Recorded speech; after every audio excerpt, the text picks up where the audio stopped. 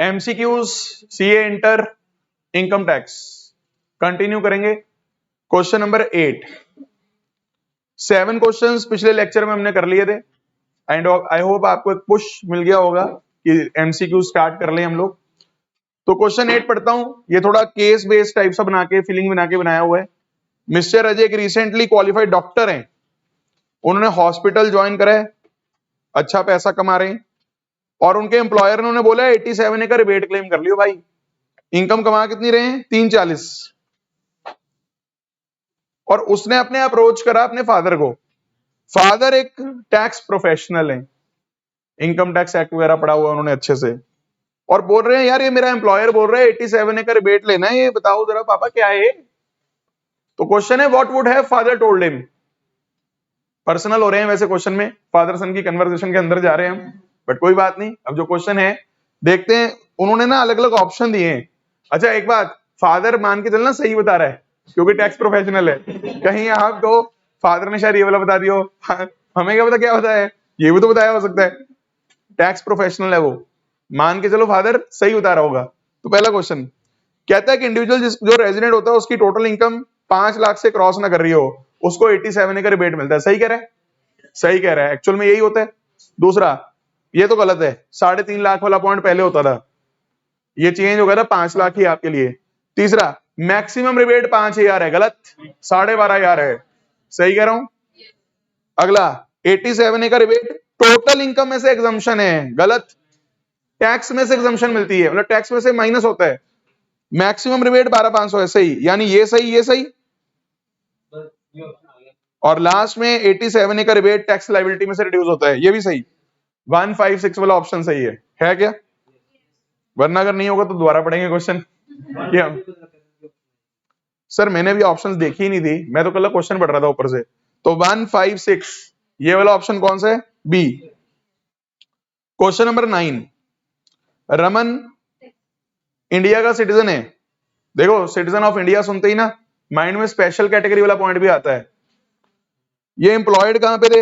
Hindustan liver, actual में Unilever थी, यहाँ पे लीवर अकेली, हिंदुस्तान लीवर लिमिटेड, यूनि उड़ा दिया। He resigned on 27 September. He received a salary of ₹40,000 per month from. एक बात और करा करो, जब क्वेश्चन ऐसे लंबा सा जा रहा हो ना, पहले लास्ट लाइन पढ़ा करो, ये ना जरूरी है, मैं ये टेक्निक बनानी पड़ेगी। फिर क्वेश्चन उस कॉन्टेक्स्ट में पढ़ोगे दोबारा, वरना क्या पहले पूरा क्वेश्चन पढ़ते हो, कुछ भी सोचने बैठ जाते हो, फिर क्वेश्चन कुछ और ही मांग रहे हो, ये तो सोचा ही नहीं। मैं तभी मैं कह रहा हूं टेक्निक बनाओ, लास्ट लाइन पढ़ो क्या है।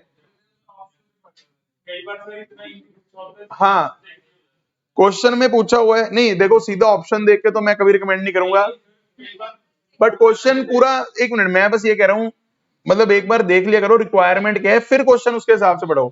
क्वेश्चन यहाँ पे मेन ये पूछा जा रहा है कि कौन कौन सी इनकम पे वो टैक्स देगा। अब इसके लिए ना देखो, ये ना पता किसका क्वेश्चन होगा बताओ, residential status and scope of total income, ये वो वाला टॉपिक है। पहले मुझे बताओ, जब तक वो हिंदुस्तान लीवर में इंडिया में काम कर रहा है, उसे 27 सितंबर तक 40,000 पर मंथ मिल रहा है, ये तो पक्का पक्का इंडिया में टैक्सेबल होगा। रीजन बताओ, income accruing rising in India, यही टॉपिक है सीधा है। तो आगे चलते हैं। वो दुबई चला गया इंडिया छोड़ के पहली बार 1 अक्टूबर को। पहले मुझे बताओ, इंडियन सिटीजन है, इंडिया छोड़ के जा रहा है एम्प्लॉयमेंट पर्पस के लिए। सर आपको कैसे पता लगा एम्प्लॉयमेंट पर्पस है? सैलरी है, आगे सैलरी मिल रही है, वहां जाके घूमने थोड़ी गए Dubai. Indian citizen leaving India for employment purpose, क्या ये स्पेशल कैटेगरी में कवर होता है? यस। और स्पेशल कैटेगरी का पहला ही केस है। स्पेशल कैटेगरी में क्या खास बात होती थी? एक ही कंडीशन चेक होती है, 182 डेज। आपको पता है वो इंडिया छोड़ के गए 1 अक्टूबर को, आप 30 सितंबर तक के दिन गिन के देखना, मेरे ख्याल 182 या 183 डेज बनते हैं, चेक कर लो। 30 plus 31 plus 30 plus 31 plus 30 plus 31 plus 30, 231 है, जुलाई और अगस्त, 183 डेज बन गए। आपको पता है व्यक्ति भले ही स्पेशल कैटेगरी में कवर हो रहा है, 60 डेज वाली कंडीशन तो हम चेक ही नहीं कर रहे, पर लड़का 182 वाली कंडीशन में ही आ गया, 182 डेज वाली। क्या करोगे बताओ? सारी ROR बन गया तो अच्छा बताओ ROR कैसे पता लगा? पहली बार इंडिया छोड़कर गया है तो सारी कंडीशन एडिशनल चेक पूरी करेगा। आपको पता है एमसीक्यूज में ना ये ना आंसर सीधे करे हुए हैं, सोचना पड़ेगा आपको सारा, थोड़ा बहुत हिंट नोट कर रहा हूं, कर लेना, वरना अगली बार मैं लिख देता हूं covered under special category.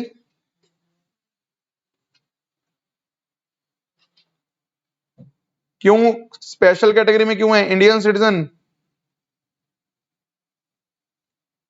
Living India for employment, सही कह रहा हूं, but stage in India for 183 days.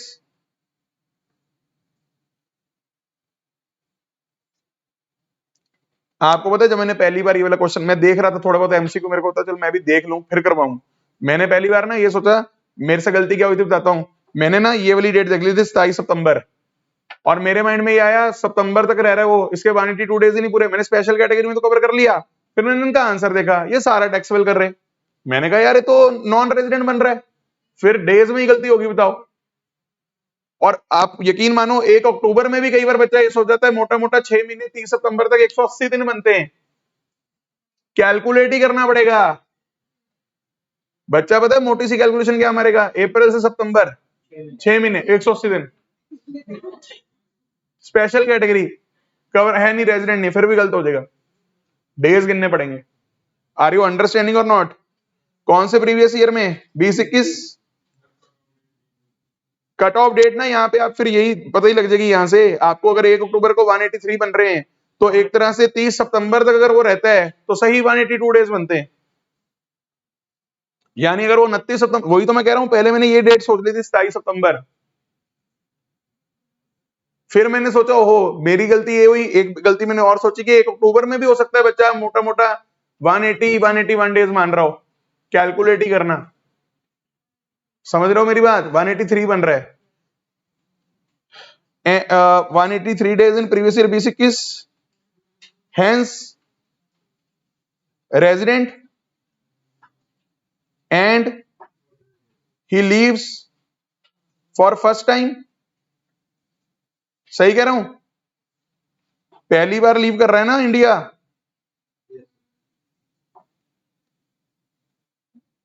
therefore ROR as both additional conditions, याद है ना additional conditions will be satisfied. I hope आपको क्वेश्चन समझ में आ रहा है और छोटी छोटी गलतियां भी समझ में आ रही हैं। तो आंसर क्या सही हो गया इसका? ऑप्शन बी, दोनों ही इनकम टैक्सेबल होंगी। वैसे तो उन्होंने दुबई वाले में ना आगे कहानी और डाल रखी थी कि 2 महीने की सैलरी 2-3 महीने की सैलरी ऐसी है जो दुबई वाली सीधा इंडिया के अकाउंट में आ गई है, कहानीबाजी कर रखी है ज्यादा, लेकिन क्वेश्चन एक्चुअल में स्टेटस निकालने के, अगर आप स्टेटस ही निकाल लोगे रेजिडेंट, पिक्चर ही खत्म होगी सारी। जब क्वेश्चन ही ROR का है तो सारी इनकम टैक्सेबल है, हाँ कि ना? क्वेश्चन नंबर 10, मिस्टर सुहान एक नॉन रेजिडेंट है, उसने डिविडेंड इनकम अर्न करी है इंडियन कंपनी से, याद है डिविडेंड अगर आप इंडियन कंपनी से अर्न करते हो, एक्रू राइज इन इंडिया करते हो। क्वेश्चन ने देखो जानबूझ के आपको कहा है कि फ्रांस के अकाउंट में मिल गया और बंदा नॉन रेजिडेंट है, बच्चा गलती कर सकता है, नॉन रेजिडेंट पैसा मिल रहा है बाहर, income accruing rising abroad received abroad, गलत। जब डिविडेंड इंडियन कंपनी से मिल रहा है, जब डिविडेंड इंडियन कंपनी से मिल रहा है तो बताओ it is deemed to accrue in India, मिल कहीं भी रहा हो, हाँ कि ना? और 15,000 रुपीज का उसको SBI से सेविंग अकाउंट का इंटरेस्ट मिल रहा है, इसका पता है डिडक्शन मिलता है 80 TTA में, सुन रहे हो? कहता उसकी और कोई इनकम नहीं है, आप उसका टैक्सेबल इनकम बताओ, सुनना 12.5 लाख सारा टैक्सेबल, डिविडेंड इनकम किस साइड में? अदर सोर्सेस प्लस बताओ ये 15,000 कहां टैक्सेबल होगा ये भी अदर सोर्सेस। क्वेश्चन ने मांगी है क्या? टोटल इनकम यानी डिडक्शंस माइनस करने के बाद, तो सुनिएगा ध्यान से, मेरा आंसर आएगा 12.5 प्लस 15 माइनस 10, क्योंकि सेविंग अकाउंट की जो डिडक्शन है इंटरेस्ट की वो मैक्सिमम 10,000 है, तो कितना आंसर आ गया? 12.55। तो लास्ट के साथ लिख देता हूं, कैसे आया 1255, 12.5 लाख प्लस 15,000 माइनस 10,000 और 10,000 के ऊपर लिख देता हूं सेक्शन 80 टीटीए। भाई समझ आ रहा है? और एक चीज क्वेश्चन के साथ ही मेंशन कर देता हूं यहां पे, deem to grow rise in India.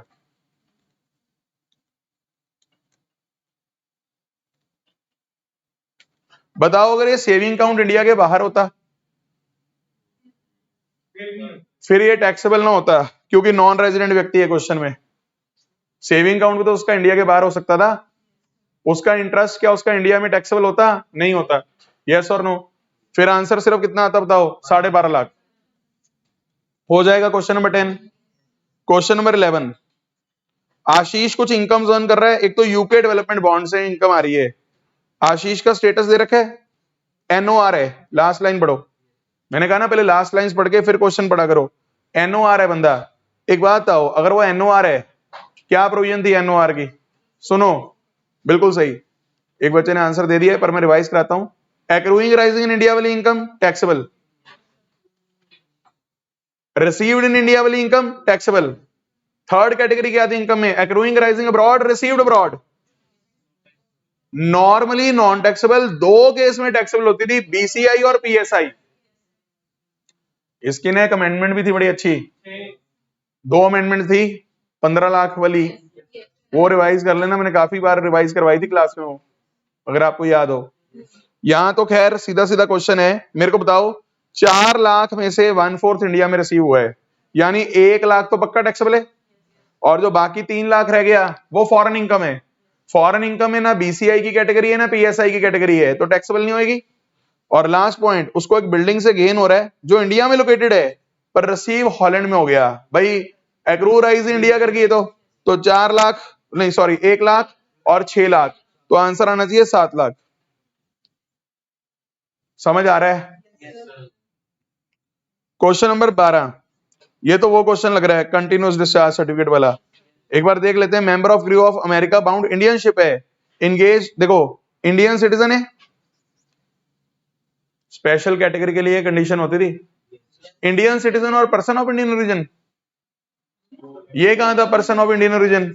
वो सेकंड पॉइंट में था कि इंडियन सिटीजन या पर्सन ऑफ इंडियन ओरिजिन जो बाहर सेटल्ड है वो इंडिया आ रहा है, यहां नहीं था वो पॉइंट, यहां गला इंडियन सिटीजन है। सुनिएगा, अमेरिकन बाउंड इंडियन शिप है, यानी शिप इंडियन है पर जहां अमेरिका वगैरह रही है, यानी फॉरेन गोइंग वेसल हो गया ना एक तरह। और क्या करती है कैरी? फ्रेट। कहां करती है? International traffic. कहां से डिपार्ट कर रही है? चेन्नई। कब कर रही है? 25 अप्रैल। इस डेट से वैसे हमें मतलब नहीं है, हमें सर्टिफिकेट वाली डेट से मतलब होगा। कहता है डिटेल दे रहा हूं, ले लास्ट लाइन पढ़ो, क्वेश्चन की लास्ट लाइन क्या है? कहता mister Sumit has been filing his return as are resident for proceeding. मांगा क्या क्वेश्चन है? ऊपर लिखा हुआ है, कहां लिखा हुआ है? What would be the status? Okay बस ठीक है, ऐसी कहानियां डाल रहा है बस स्टेटस। लास्ट में ना ये भी लिखा हुआ है कि पहले वो रेजिडेंट की रिटर्न भर रहा है, उससे क्या फर्क पड़ता है? बताओ क्या इस साल का रेजिडेंशियल स्टेटस इस चीज पर निर्भर करता है कि उसने लास्ट ईयर में रिटर्न कैसे फाइल करी है? नहीं, हमने पहले बात की थी रेजिडेंशियल स्टेटस तो हर ईयर का अलग हो सकता है, it has nothing to do with your previous returns. Yes और नो? तो अब मुझे बताओ, स्टे इन इंडिया पिछले 4 साल में उसकी 365 है और लास्ट 7 इयर्स में उसकी 730 डेज है, मतलब दोनों एडिशनल कंडीशंस पूरी हो रही है क्या? गलत, ये दो एडिशनल कंडीशंस के पॉइंट थोड़ी हैं, ये एक पॉइंट बेसिक कंडीशन का दे रखा है बेवकूफ ने, और एक एडिशनल कंडीशन की एक कंडीशन दे रखी है। एडिशनल कंडीशन की दो कंडीशन तो थी, 10 साल में 2 साल रेजिडेंट, वो कहां दे रखा है? 7 साल में 730 दिन वाली कंडीशन है। आपको एक बात और बताऊं, ये वाली चीज तो 365 वाली दिन तो इररेलेवेंट है, क्योंकि तो बेसिक कंडीशन की दूसरी कंडीशन का पॉइंट है, वो तो चेक ही नहीं होता, बंदा स्पेशल कैटेगरी में। कहते हैं हाँ एडिशनल पूरी होगी। सुन रहे हो?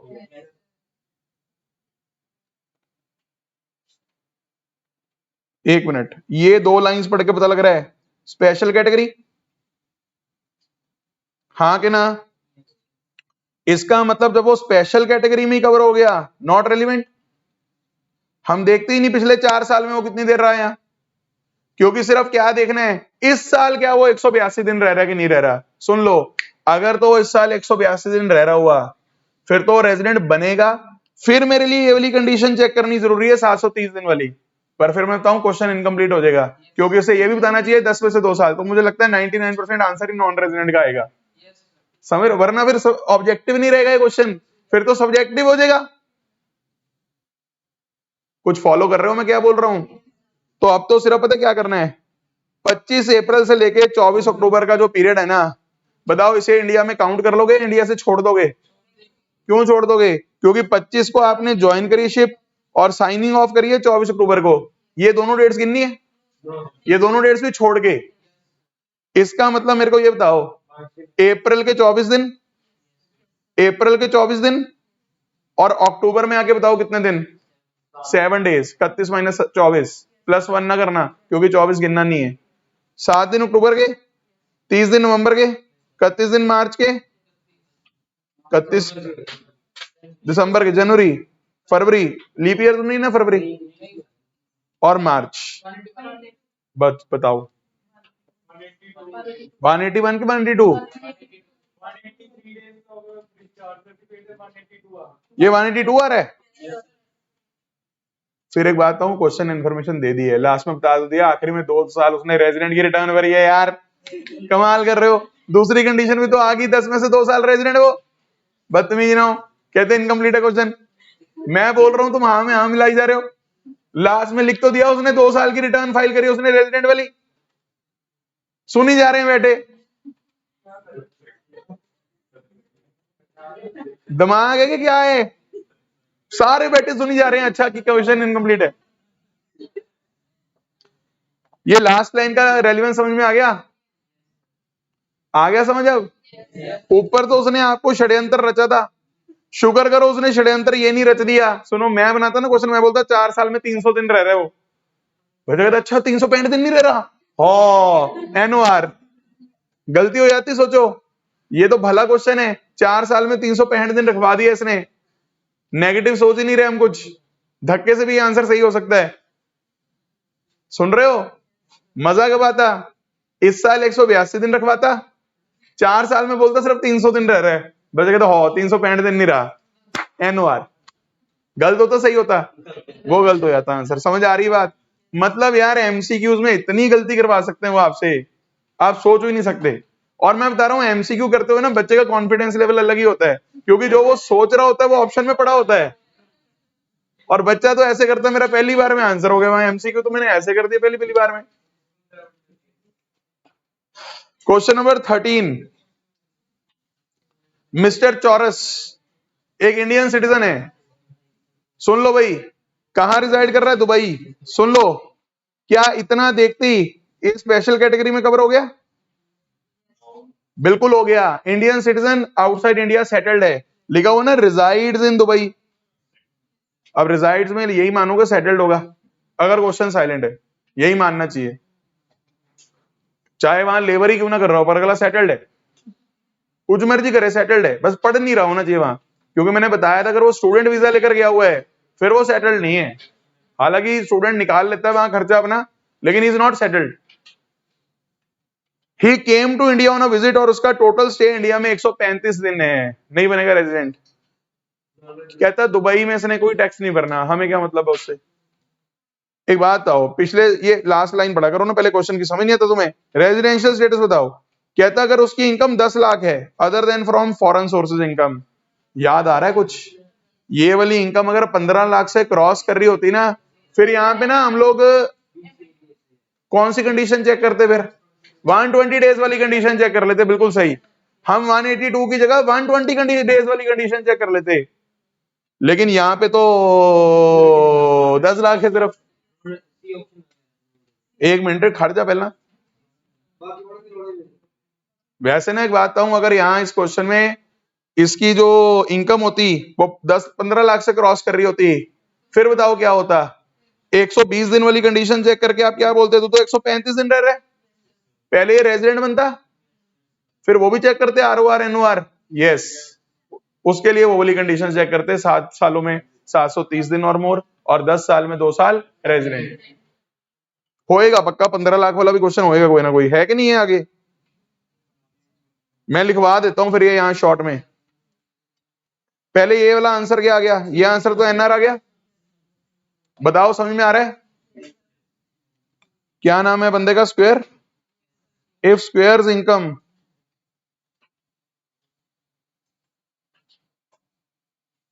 इज रुपीज, या इज, या ऐसे लिखते हैं, income other than foreign exceeds 15 lakh, then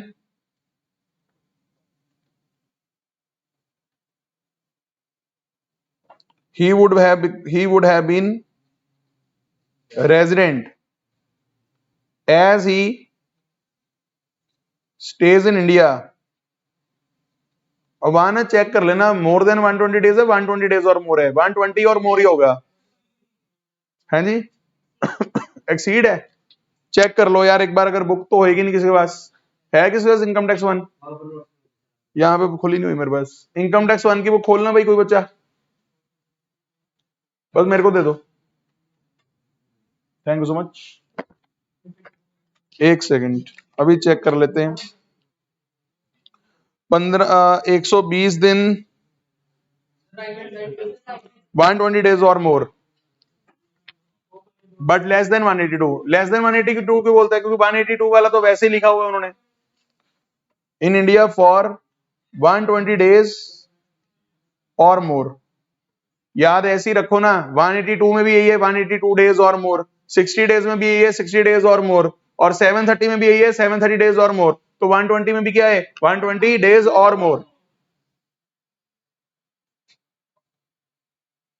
कोई सुन रहा है मेरी बात? हाँ कि ना? एक बात ना मैंने गलत बोली है, आपने ध्यान नहीं दिया किसी ने, मजाक नहीं कर रहा मैं, हटाऊंगा तुम्हें अभी। आप उससे फर्क नहीं पड़ता सर, सुनिएगा।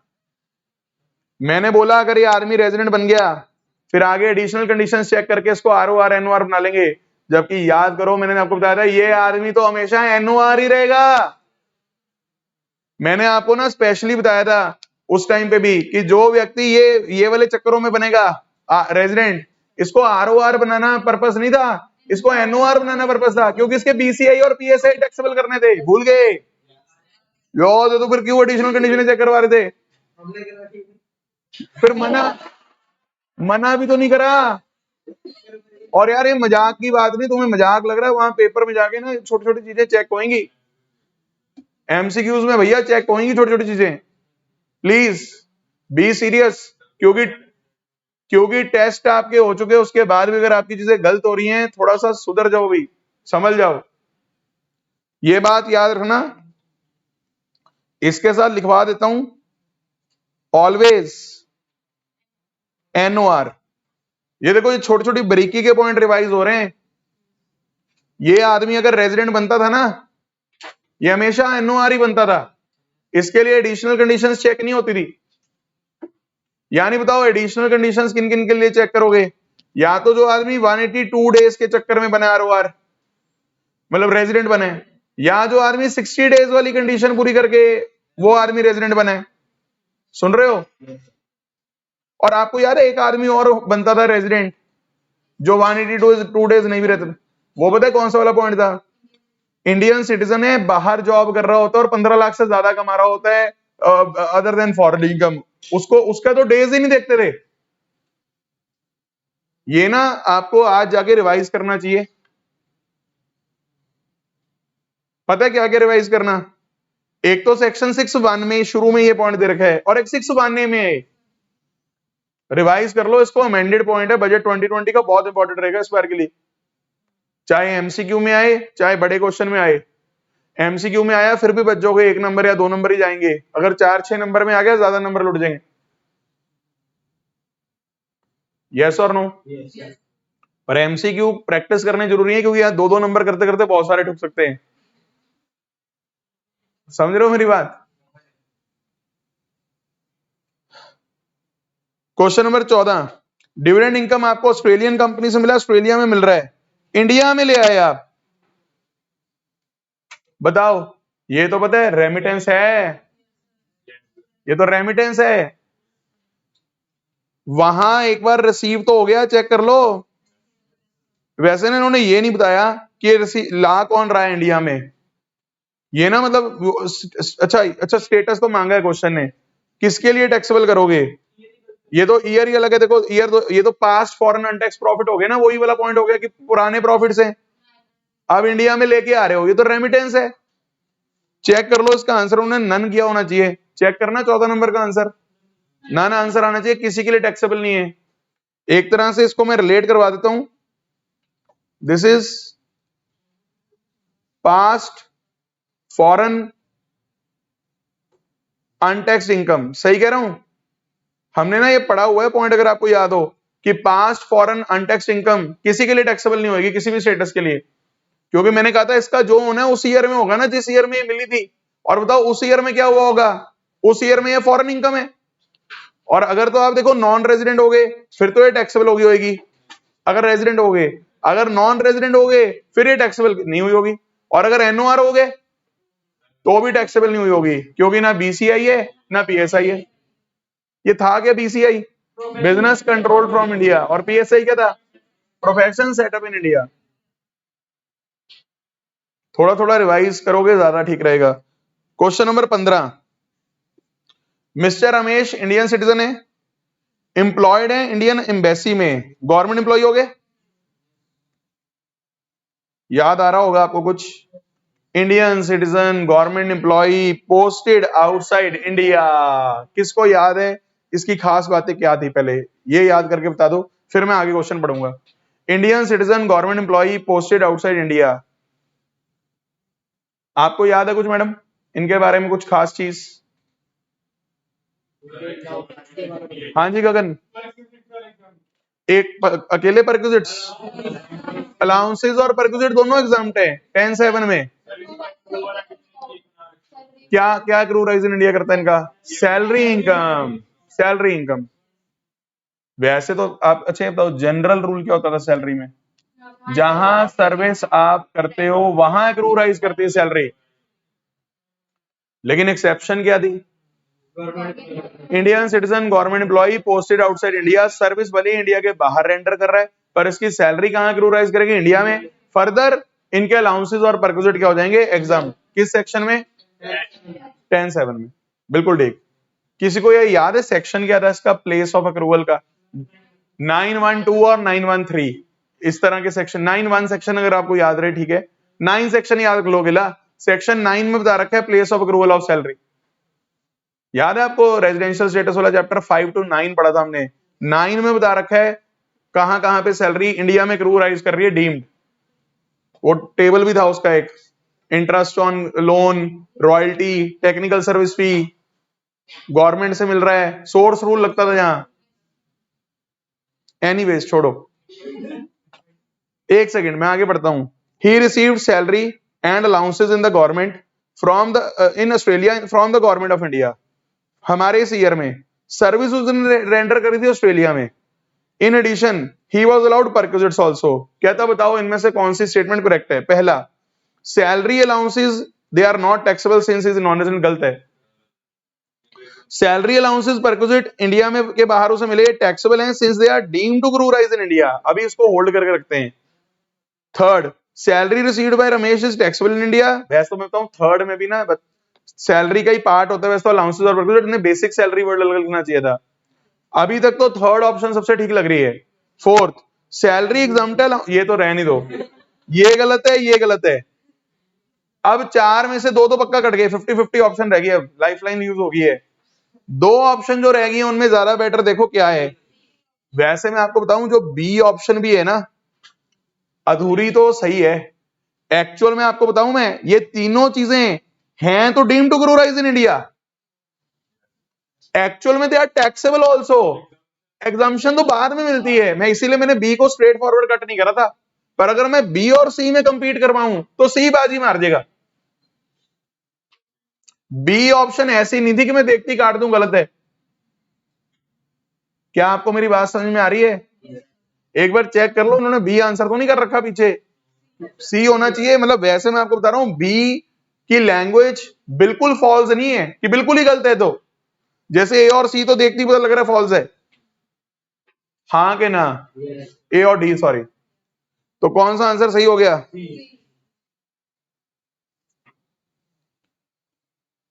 तो ये चाह रहे हैं हम आपसे, क्या चाह रहे हैं? बिल्कुल यही है। अच्छा ईमानदारी से बताओ किस किसने शुरू कर लिया एमसीक्यूज, मतलब करने आगे? 15 से आगे किसने करे हुए हैं? 15 से आगे भी कर लिए कुछ बच्चों ने, कितने कर लिए सर? 5-6 और कर लिए। हाँ जी सर, 20 तक कर लिए, 17 तक कर लिए, 50 तक कर लिए, 50 तक कर लिए। खींचो भाई सारे, जो नहीं हो रहा सर्कल करके आगे बढ़ो, कोई दिक्कत नहीं है।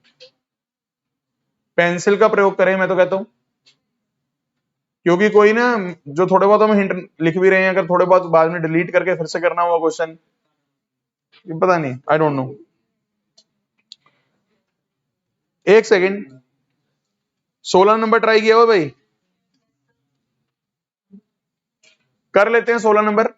Mister Nishant resident but not ordinary resident है, प्रीवियस ईयर 19-20 के, और आरओआर है प्रीवियस ईयर 20-21 के। इसका मतलब एक साल में ये एनओआर है और इस साल में ये आरओआर है। इनको ना प्रॉपर्टी से रेंट मिला है कनाडा में 1 लाख रुपया पिछले साल में, और कनाडा में ही मिल गया था। अब देखो ये ना वही गेम खेलेगा, पिछले साल का रेंट ना इस साल पक्का रेमिट करेगा इंडिया में, और इस साल जान किसने आरओआर दिया है, पर पॉइंट तो वही लग जाएगा, पास्ट फॉरेन प्रॉफिट्स हैं ये पिछले सालों के, उनको अगले साल में अगर भेज रहे हो तो रेमिटेंस है, और रेमिटेंस थोड़ी टैक्सेबल करोगे इस ईयर में, हाँ कि ना? इसका आंसर सुनो, रेंट ये 70,000 कहां से आ गया? 30% का स्टैंडर्ड डिडक्शन है। 70 की ऑप्शन सुन रहे हो कहां से आ रही है? 30% का हाउस प्रॉपर्टी एड में स्टैंडर्ड डिडक्शन था 24B, ए है सर 24A है, 24B में इंटरेस्ट और लोन था। क्या कोई भी बच्चा मेरी बात सुन रहा है?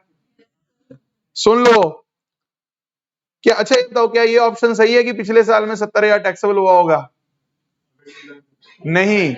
अगर क्या सर उसने कहा है बैंक इन कनाडा में मिला, तुम अगर मगर कैसे कर सकते हो? सुन लो मेरी बात, अगर मगर नहीं कर सकते हम। एक मिनट यार, क्वेश्चन की फैक्ट्स में थोड़ी अगर मगर कर लोगे। लेकिन एक बात है, सुन लो, पिछले साल में बंदा एनओआर था, एनओआर था, क्वेश्चन में पता गेम ही खेली है, जान के पहले एनओआर बनाया, इनकम बाहर दिलवाई, उस टाइम बंदा कहता तो टैक्सेबल नहीं हुई, इस साल में कर दिया आरओआर और ले आए इस साल में, अब बच्चा कहेगा टैक्सेबल कर दो, गलत है। आंसर क्या आएगा? प्यारे प्यारे क्वेश्चन है बड़े, वन लाइनर क्वेश्चन नहीं है। इनकम टैक्स एक्ट कब से स्टार्ट हुआ, वो वाले क्वेश्चन नहीं है भाई। वैसे कहोगे वो ज्यादा मुश्किल है, क्योंकि उनमें तो प्योर रट्टा लॉजिक ही नहीं कोई, हमने तो ये सारी प्रैक्टिस इसके हिसाब से करी है। अब आपको पता लग रहा है जो जितना भी हमने कोर्स करा है ना, वो भी सारा एमसीक्यू के लिए बहुत हेल्पफुल है। हमने कोई भी कोर्स ऐसा नहीं करा कि जो एमसीक्यू में हेल्पफुल ना हो। आर यू अंडरस्टैंडिंग और नॉट? क्योंकि एमसीक्यू पता है यही वाले उसके आ रहे हैं, बड़े वाले ही एमसीक्यूज आ रहे हैं जिसमें फैक्ट्स दिए हुए हैं प्रॉपर। अच्छा एक बात और जैसे कुछ बच्चे कह रहे हैं हमने 20 क्वेश्चन करे हुए हैं, कुछ कह रहे हैं हमने 17 तक करे हुए हैं। अगर किसी भी क्वेश्चन में आपकी घर पे गलती हुई थी, आप प्लीज वो गलती जरूर बताओ। जैसे देखो मैंने आपको ऑनेस्टली बताया था कि मैंने 27 सितंबर तक गिन लिया था, फिर मैंने ये भी सोचा कि 1 अक्टूबर तक भी कई बच्चे 180 हो सकते हैं। बहुत छोटी छोटी बरीकी की बातें गलतियां होती हैं, तो अपनी गलतियां जरूर शेयर करो ताकि आपको भी फायदा हो, जो बाकी बच्चे उनको भी, और रिकॉर्डिंग वाले बच्चों को भी फायदा हो कि यार ये भी तो गलती हो सकती है। यस और नो? आज का लास्ट क्वेश्चन, फिर क्लास खत्म। Who among the following will qualify as NR? ऐसे क्वेश्चन होने चाहिए कि पहले बताओ फिर पढ़े हम, है कि नहीं है? पहला जॉय, जॉय ठीक है, ਤੁਹਾਡੇ ਜੋਈ ਹੁੰਦਾ है सुनो, Joy an Italian designer came on visit to India, special category में कवर करोगे? क्यों नहीं करोगे? इंडियन सिटीजन थोड़ा है, इटालियन डिजाइनर है, इंडियन हैंडलूम देखने आया या आई है पता नहीं, ऑन पता नहीं लगता इनका। तो तू जोई जोई क्यों कर रहा है? ये ले, खुद ही कह रहा है मिस्टर है और कह रहा है जोई है, हो सकता है। ओके देखो मिस्टर जॉय, सुन लो, हैंडलूम देखने आया वो 3 सितंबर को और चला गया 15 दिसंबर को। पहले 4 साल में पिछले वो इंडिया विजिट करता है और हर साल 100 दिन रहता है। एक बात तो पक्की है, पिछले 4 साल में 365 दिन तो वो रह गए, हाँ के ना? एक बात बताओ, इस साल में अगर वो 60 दिन रह गया तो बेसिक कंडीशन 2 पूरी कर लेगा, रेजिडेंट बन जाएगा। और क्वेश्चन ने ये तो पूछा नहीं कि ROR है NOR है, क्वेश्चन तो कह रहा है NR बताओ कौन है। हम पहले में कहेंगे NR नहीं है भाई, तू 60 दिन तो रह ही गया, वो सितंबर से लेके दिसंबर तक रह रहा है, 2 महीने तो रह ही गया, और पिछले 4 साल में 365 दिन भी रह रहा है, तो बेटा तू तो साइड पे हो जा, तू तो R बन गया, हाँ के ना? संजय कनाडा में बॉर्न और सेटल्ड है, इंडिया विजिट कर रहा है वो हर साल 3 महीने के लिए अपने पेरेंट्स और ग्रैंड पेरेंट्स को मिलने के लिए, जो इंडिया में 1946 में बॉर्न हुए थे। अनडिवाइडेड इंडिया, तो 1946 अनडिवाइडेड ही है। अगर पेरेंट्स ने या ग्रैंड पेरेंट्स ने किसी ने भी अनडिवाइडेड इंडिया में बर्थ लिया हुआ है तो ये बंदा क्या बन जाता है? Person of Indian origin. हालांकि इंडियन सिटीजन नहीं है बंदा, कनाडा में सेटल्ड है, कनाडा में ही जन्म है। नहीं पेरेंट्स भी बाहर ही हैं। ओ यार जन्म, his parents and grand parents दोनों को मिलने आया हुआ है क्या? क्या पता जन्म उस टाइम वहां कनाडा में। यार तुम कमाल कर रहे हो, जन्म के टाइम पे बाहर होंगे, अब अगला वहां पे सेटल हो गया, पेरेंट वापस आ गए, तुम कमाल करी जा रहे हो और ही कुछ सोची जाते हो, गंदे बच्चे हो तुम लोग। उसकी 1 मिनट, उसकी इंडियन इनकम दे रखी है, इसका क्या करोगे? इसका क्या करोगे? ये क्यों नहीं करोगे? इंडियन, मेरी बात सुन लो, मेरी बात सुन लो, यहाँ पे वहां भी ना वर्ड आप चेक करना, पर्सन ऑफ इंडिया, 1 मिनट दिखाना बुक में, आपको बताता हूँ भाई, आप ना घर जाके 6 मंथ रिवाइज करो, 15 लाख से ऊपर वाला पॉइंट सुनिएगा। आपको पता है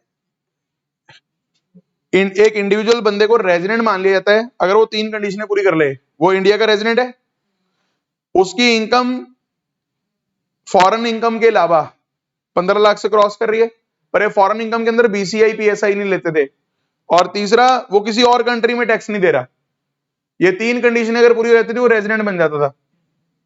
अब यहाँ पे बाकी कंडीशंस की नॉलेज नहीं है इसलिए इग्नोर हो गया, वरना आपको पता है इसका भी करना पड़ जाता आपको स्टेटस निकालते हुए। आपको पता अगर मैं इस क्वेश्चन में एक इंफॉर्मेशन और दे दूं संजय के बारे में, कि संजय की जो ये इनकम है ना, इंडियन इनकम 15-20 है ना, मैं साथ में बता दूं कि कनाडा में कोई टैक्स नहीं दे रहा, और अगर एक चेंज और कर दूं कि इंडिया का सिटीजन बना दूं, डेज को इररिस्पेक्टिव मानते हुए आदमी रेजिडेंट बना देते आप। सुन रहे हो? आपको ना ये प्रोविजन थोड़ी रिवाइज करनी पड़ेगी, आज जाके थोड़ी मिस हुई है आपके दिमाग से। वैसे एक बात और बताता हूं, अगर उसकी इंडियन इनकम है वैसे ही उसको तो इस पे टैक्स देना है, सिर्फ वो टैक्स एस्केप करता था BCI और PSI पे, क्योंकि वो फॉरेन इनकम होती थी। उस चीज को ट्रैक करने के लिए टैक्स के घेरे में इसलिए वो प्रोविजन बनाई थी कि आप चाहे दिन इंडिया में ना भी रहो ज्यादा, हम आपको फिर भी रेजिडेंट बना देंगे। यहां पे तो आपको पता है यहां वो वाली प्रोविजन लग नहीं रही है, आधी जद्दी इंफॉर्मेशन वो वाली दे दी, यहां तो सीधा 3 महीने वाला पॉइंट चेक कर रहे हो, 3 महीने मतलब सिर्फ 90 दिन आ रहा है मोटा मोटा वो, जबकि आना कितने चाहिए था? 182 डेज, क्योंकि पर्सन ऑफ इंडियन ओरिजिन है। एक्चुअल में पता है करा हो प्रॉब्लम क्यों आ रही है? पॉइंट तो ये मेन स्पेशल कैटेगरी वाला टेस्ट कर रहा है, लेकिन कुछ इंफॉर्मेशन इसने वो अमेंडमेंट वाली दे दी, जबकि पूरी नहीं आ रही इसमें, वो इंफॉर्मेशन पूरी नहीं आ रही यहां। लेकिन सोचो अगर वो इंफॉर्मेशन पूरी आ जाती तो ये 3 महीने वाला पॉइंट इररिलेवेंट हो जाता। बताओ मैं यहाँ पे क्या चेंज करता? एक तो मैं से इंडियन सिटीजन बनाता, नहीं 120 दिन वाला पॉइंट नहीं होता, 120 वाली अलग अमेंडमेंट है, 2 अमेंडमेंट से मैं आपको ये बता रहा था, एक 120 दिन वाली है, वहां इंडियन सिटीजन नहीं लिखा हुआ, और एक अमेंडमेंट क्या थी, अगर आप इंडियन सिटीजन हो, आप इंडिया में 15 लाख से ज्यादा कमा रहे हो, फॉरेन को छोड़ के, फॉरेन में बीसीआई और पीएसआई नहीं लूंगा, उसे इंडियन इनकम ही मानूंगा। और तीसरा, आप किसी और कंट्री में टैक्स नहीं पे कर रहे, you are not liable to pay tax under any other country. ये तीन कंडीशंस अगर आपकी पूरी हो जाती हैं, irrespective of your stay in India, आप रेजिडेंट बन जाते हो। वो यहां लग नहीं रहा, मैं ये बता रहा हूं, इसलिए आप इसे क्या बना रहे हो, एनआर। और थर्ड, मिस्टर चैंग एक कोरियन साइंटिस्ट हैं, इंडिया छोड़ के जा रहे हैं अपनी home country, left India to his home country for fix employment there. भाई मिस्टर चैंग इंडियन सिटीजन तो है नहीं, कोरियन साइंटिस्ट हैं, सुन रहे हो, बताओ ये नॉर्मल कैटेगरी में कवर होगा? इंडिया रुके वो 1 जनवरी से लेके 1 जुलाई 20 तक, हैं जी। स्टडी तो, अरे यार तुम उल्टा सीधा पॉइंट लाई जा रहे हो, वो ये था कि इंडियन सिटीजन स्टडी के लिए जा रहा है बाहर, ये तो इंडिया आया हुआ है लड़का, इसमें तो इंडिया के दिन गिनने हैं। बताओ इंडिया में कितने दिन रहा वो? सिर्फ 3 महीने, अप्रैल मई जून। बदतमीजों, प्रीवियस ईयर का नहीं गिनोगे, लगे हैं 16 से गिनने। प्रीवियस ईयर वाइज कैलकुलेशन होती है, 16 से आया हुआ है। सिर्फ तीन महीने रहेगा वो, अप्रैल में जून।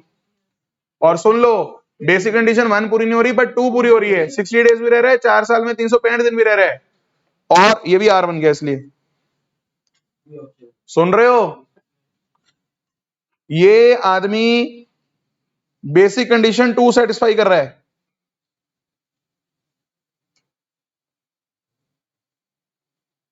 एज ही स्टेज, बताना कितने दिन रह रहे हैं इंडिया में? 30 प्लस 31 प्लस 30, नहीं 30 प्लस 31 प्लस 1, 30 प्लस 31 प्लस 31, क्योंकि 30 प्लस 1 जुलाई भी तो गिनोगे ना। मैं कितना, ओहो 92 डेज, 92 डेज के साथ लिख देता हूं 30 अप्रैल, मई, जून और 1 दिन जुलाई। समझ आ रही बात?